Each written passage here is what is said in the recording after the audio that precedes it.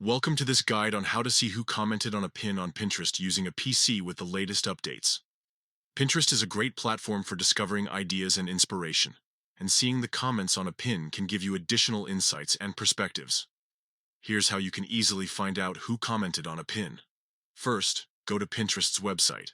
Open your web browser and type in pinterest.com in the address bar.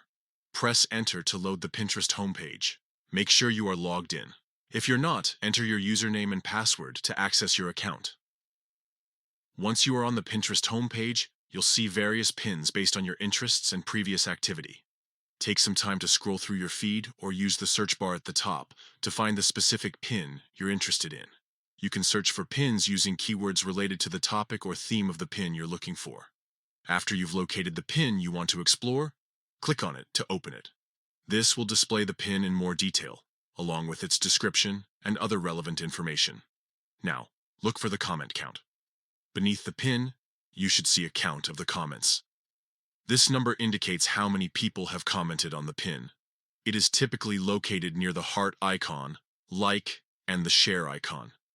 To view the comments and see who has commented, click on the comment count. Clicking this will expand the comments section, where you can see a list of all the users who have left comments on the pin.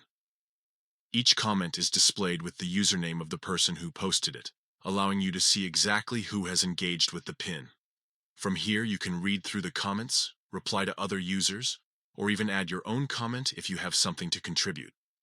Engaging with the comments can provide you with additional information, different perspectives, and a sense of community around the pin. That's it. You now know how to easily see who commented on a pin on Pinterest using a PC. This simple process allows you to explore the discussions and interactions happening around the pins that interest you.